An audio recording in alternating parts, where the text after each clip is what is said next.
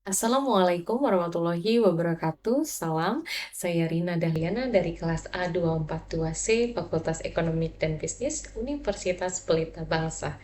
Hari ini saya mencoba untuk menanggapi atau merespon pertanyaan-pertanyaan persoalan beberapa isu ekonomi yang sedang hangat diperbincangkan di Indonesia. Topik ini bukan saja sebuah teori pada buku, namun pembahasannya akan langsung to the wallet. Apa itu? Artinya, kita akan membicarakan topik-topik seputar ekonomi ini, kita relatekan dalam bentuk kedekatan kita dengan dompet kita sehari-hari. Apa saja pertanyaan-pertanyaan yang akan kita bahas? Mari kita bahas sekarang juga. Mari kita mulai pada pertanyaan yang pertama, apa sih peran pemerintah dalam mengatur marketplace untuk melindungi UMKM? Sebelum saya masuk pada jawaban, saya sampaikan data terbaru untuk menggambarkan urgensi isu ini benar berada pada UMKM Indonesia. Maka dilansir pada website resmi akun akumandiri.org menyampaikan berita sebagai berikut. UMKM beralih jadi reseller produk impor karena persaingan. Ketua Asosiasi Industri UMKM Indonesia atau biasa disebut sebagai Aku Mandiri, Hermawati Setiorini mengatakan banjirnya produk impor di Indonesia atau lokal pasar membuat usaha UMKM kian terpuruk. Hermawati menyebutkan kondisi ini bahkan membuat banyak UMKM membanting setir jadi reseller produk impor di e-commerce. Hermawati menyampaikan di sini adanya daya beli dan pola konsumsi masyarakat yang lebih memilih barang lebih murah. Sementara itu, produk UMKM relatif memiliki harga yang lebih mahal karena adanya sejumlah komponen biaya produksi, mulai dari bahan baku, tenaga kerja, hingga kewajiban pajak. Jadi itulah yang membuat mereka tidak dapat bersaing. Mereka berusaha untuk menjadi UMKM karena lapangan pekerja tidak tersedia, ucapnya. Hermawati juga mengatakan banjirnya impor yang merambah e-commerce kini sudah meliputi berbagai produk. Tidak hanya pakaian, ia menyebutkan sektor seperti pertanian, contohnya seperti bawang merah juga terdampak. Nah, sekarang kalau sudah begini, kita mau bagaimana nih? Kita kan hidup di era di mana belanja cukup lewat handphone saja. Tapi di balik kemudahan itu ada pertarungan yang tidak seimbang. Bayangkan, warung kecil di kampung kita harus bersaing dengan penjual besar yang punya modal raksasa. Bahkan barang impor kita super murah membanjiri layar handphone kita. Nah, disinilah peran pemerintah harus hadir, bukan cuma sebagai penonton, tapi sebagai wasit yang adil. Peran pemerintah di sini sebaiknya dilakukan 3 langkah konkret yang perlu ditempuh.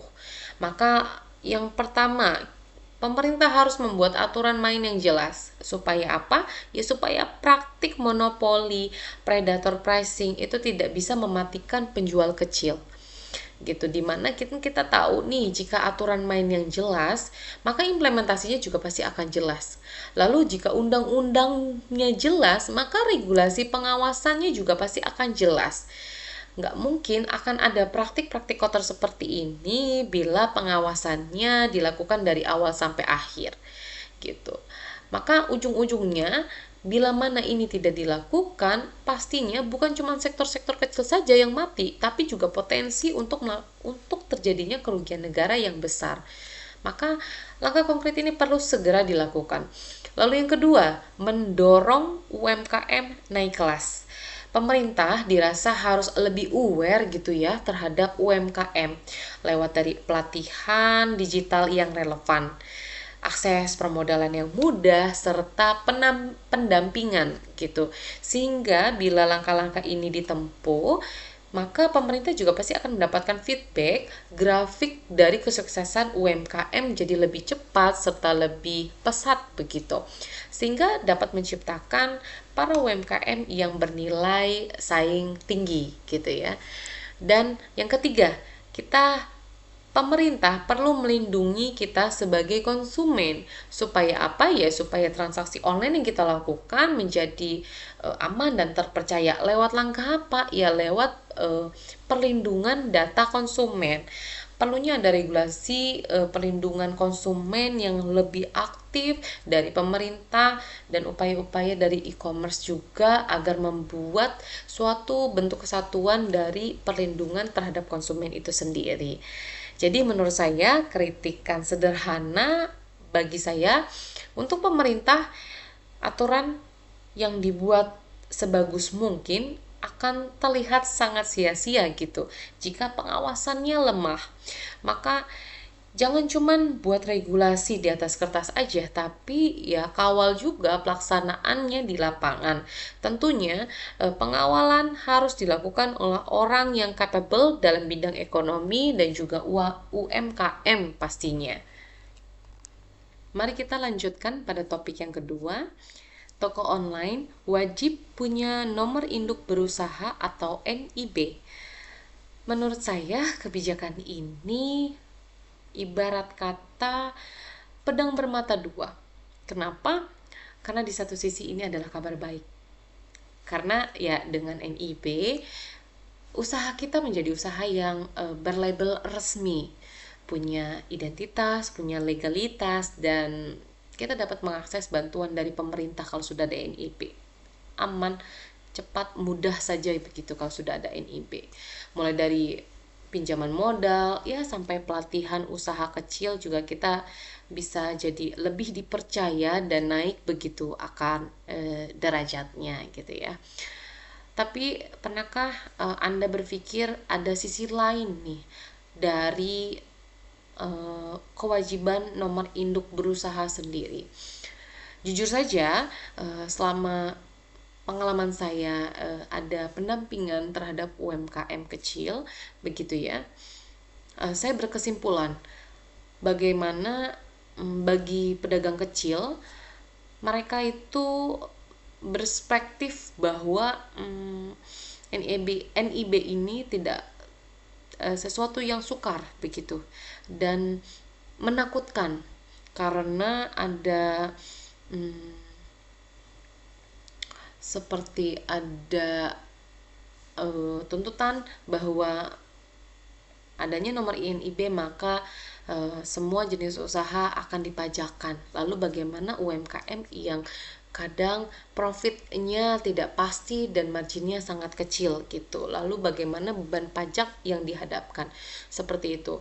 Selain pada itu juga bagi pedagang kecil bahkan yang belum akrab administrasi begitu ya, pengurusan NIB ini jadi terasa sangat ribet begitu.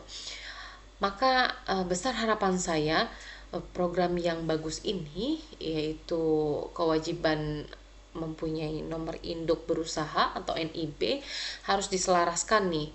Jangan cuma pemerintah hanya mewajibkan saja, tapi juga tolong dong dibuat prosesnya lebih mudah gitu.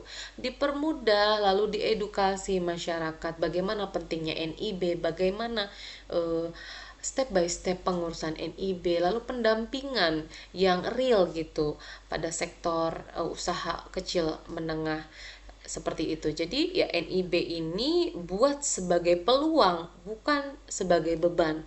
Karena kalau tujuannya untuk melindungi UMKM, ya janganlah sampai caranya justru menyulitkan mereka. Itu menurut pendapat saya. Sekarang mari kita lanjut pada pertanyaan yang ketiga. Bagaimana kondisi ekonomi kita saat ini dan dampaknya bagi kehidupan sehari-hari? Well, jujur saja, ekonomi kita sedang tidak baik-baik saja. Kita sedang menghadapi tantangan-tantangan inflasi di hari-hari kita ke depannya, di mana ini bukan cuma sekedar angka saja yang selalu disoundingkan pada berita-berita di TV, tapi dirasa sangat nyata sekali terasa di kehidupan kita. Kalau saja kita punya usaha, maka pelemahan rupiah ini berakibat pada kenaikan bahan baku impor, di mana ini sangat mendominasi pada sektor usaha-usaha yang ada di Indonesia, di mana ini akan mengakibatkan biaya operasional menjadi bengkak. lalu margin keuntungan menjadi tipis. Nah, pelaku usaha dihadapkan dua pilihan yang sulit. Bagaimana pilihannya? Yaitu bila mana melakukan kenaikan harga, maka takut akan pelanggannya kabur. Sedangkan bila mana bertahan, untung pasti akan semakin tipis karena margin akan terus digerus habis gitu. Lalu ujung-ujungnya kalau tekanan ini terus berlanjut nih dan gak ada langkah-langkah perbaikan, pergerakan-pergerakan yang baik yang bisa mengakibatkan defect yang malah justru lebih lebih berat dari itu gitu, artinya rupiah terus-terusan melemah gitu ya, maka saya khawatir sekali banyak usaha yang akan tutup, dari mulai penurunan kualitas, mulai dengan PHK massal, dan ujung-ujungnya kebangkrutan akan terjadi pada pelaku-pelaku usaha. Nah, dalam keuangan pribadi pun sama ya, naiknya harga maka uang yang di kantong kita jadi nilainya seakan menyusut. So, jadi kita berusaha untuk lebih mengkeep uang yang kita miliki. Dampaknya apa? Ya, jadi daya beli kita menjadi turun gitu. Saya sedikit tidak habis pikir dengan perkataan presiden kita, yaitu Bapak Prabowo, di mana beliau sepertinya tidak aware terhadap apa yang menjadi concern rakyat Indonesia, di mana rakyat Indonesia hanya menginginkan kestabilitasan ekonomi gitu ya, seperti apa yang dijanjikan pada janjinya Pak Prabowo ketika pemilu. Dengan adanya ucapan orang desa tidak pakai dolar saja, itu menurut saya sudah melukai hati atau perasaan bangsa Indonesia. Karena faktanya adalah Pak, pupuk baik pestisida dan juga BBM, bahkan sampai ke pakan ternak, itu semua dipakai oleh petani desa, dan itu terikat sekali harga impor dan justru menggunakan kurs dolar. Jadi rupiah yang melemah pastinya tetap sampai ke meja desa atau ke meja makan desa. Ya hanya jalurnya aja gitu yang tidak terlihat langsung di kota. Jadi menurut saya kondisi ekonomi seperti ini yang sedang beredar di berita TV karena pelemahan rupiah pastinya tetap akan hadir pada meja makan kita, pada tagihan-tagihan kita, dan pada dompet kita setiap hari, baik di desa maupun di kota. Isu yang keempat cukup mengejutkan, di mana IHSG ditutup turun ke angka 6.116 dan rupiah melemah hingga 17.843 rupiah per dolar AS. Lalu bagaimana kita menyikapi permasalahan ini dalam kehidupan kita sehari-hari? Well, teman-teman, ini adalah merupakan sinyal peringatan. IHSG yang turun menandakan investor sedang pesimis pada pasar Indonesia, sementara rupiah yang melemah membuat barang impor makin mahal dan mendorong inflasi. Lalu bagaimana kita sebagai masyarakat untuk menyikapinya? Saya punya beberapa prinsip sederhana yang saya pegang sejauh ini selama masa ini sedang berlangsung, di mana yang pertama, utamanya saya selalu mendahulukan kebutuhan pokok. Saya akan menunda dulu keinginan-keinginan yang bersifatnya belum mendesak. Lalu yang kedua, saya perlu banyak berhemat. Saya harus hindari hutang-hutang konsumtif.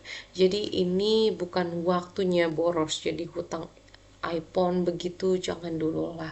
Atau staycation ke luar negeri, staycation keluar kota 1 bulan sekali, ya jangan dulu lah gitu ya, sampai keuangan kita benar-benar stabil. Bahkan kalau bisa sampai kurs rupiah kita menguat. Lalu yang ketiga itu, kalau kita punya sedikit tabungan nih, mulailah untuk berinvestasi dengan bijak. Nah, dan yang keempat ini yang paling penting, di mana investasi pada diri gitu. Jadi tingkat meningkatkan keterampilan kita, karena di masa yang sulit ini, maka kemampuan kita adalah aset kita yang tidak akan pernah hilang. Jadi intinya untuk menanggapi ini semua, jangan panik tapi juga jangan lengah, bersikaplah dengan tenang namun juga cerdas.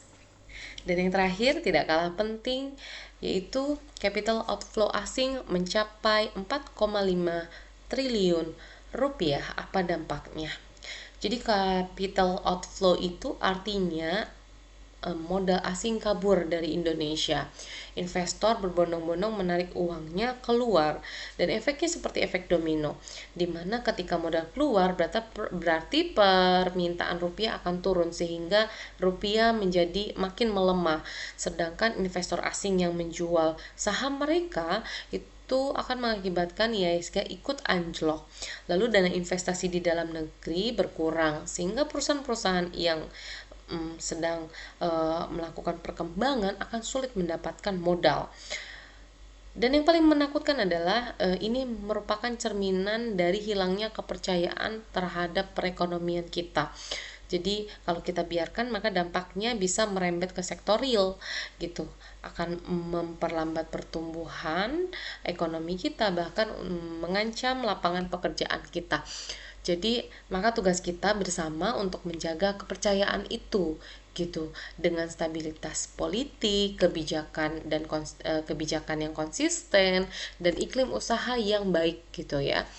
Mari kita sadarkan pemerintah bahwa pentingnya trust, kepercayaan yang perlu dibangun, serta transparansi dan tekad niat untuk mewujudkan perekonomian yang lebih baik, Indonesia emas begitu. Mari dukung dan tuntut pemerintah untuk dapat melakukan perbaikan pada sektor real dengan cepat agar perekonomian Indonesia akan cepat membaik.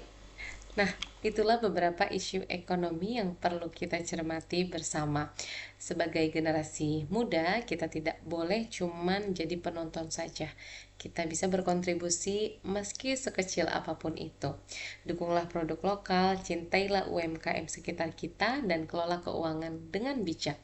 Karena masa depan ekonomi Indonesia ada di tangan kita. Terima kasih sudah menyimak sampai akhir. Semoga video ini dapat bermanfaat. Jangan lupa dibagikan. Sampai jumpa di kesempatan berikutnya. Salam hangat, salam kritis. Saya Rina, pamit.